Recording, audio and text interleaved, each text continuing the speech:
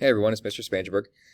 So this is day 2 of our instructional unit here on severe weather and natural disasters. So again, if you weren't able to attend our synchronous lesson today, here's what you want to do for day number 2. So first things first, up at the top, again, log into PBIS and do your daily check-in. Let me know how you're feeling today. If you're in the green zone, ready to learn, or if you're in the blue zone, yellow zone, or red zone, please just tell me a little bit why about how you're feeling today. All right, then.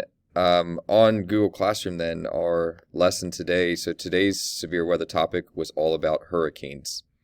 So 2 things here I have for you. You'll see the first one that you want to go to is simply just titled Hurricanes.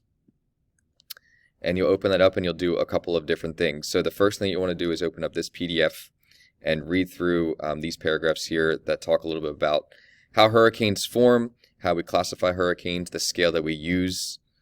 Here's an example of it, and then some things you should consider before, during, and after a hurricane that may potentially hit the area where you live.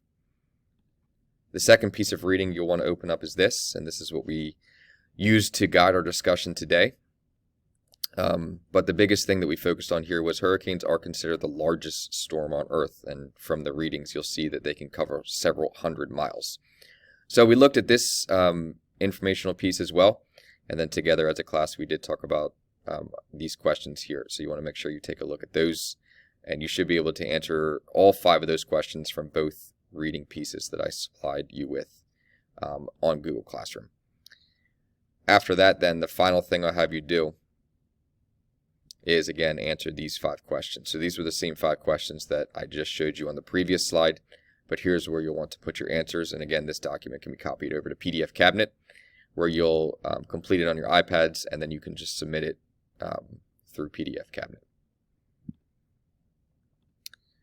After you're done then, so you'll want to go to this next one here where it says complete after our lesson. So after our synchronous lesson ended, I had everyone in the class do this. So I had you again go to BrainPop and watch this short video on hurricanes. So if this link is not working, again, the backup plan is to log into Clever and then go to BrainPop on your iPad and just search hurricanes, and this is the video that should pop up for you. So you'll take a look at this video, and then after watching the video you'll answer these questions. So the first section here is simply just true and false, and it's going to go over some of the vocab words and some of the terms that we talked about with hurricanes today. And then the second thing you're going to do is putting the events in order 1 through 4. So when a hurricane is forming, there's certain things that have to happen before the hurricane actually forms. So number 1 would be the first thing, number 4 would be the last thing, and then 2 and 3, of course, would be in the middle. Okay? So again, that was day number 2, all about hurricanes. Again, if you have any questions about any of that, my email is available up here at the top of our Google Classroom.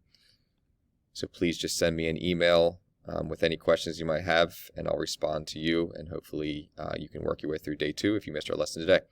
Have a great day, and hopefully see everyone online tomorrow.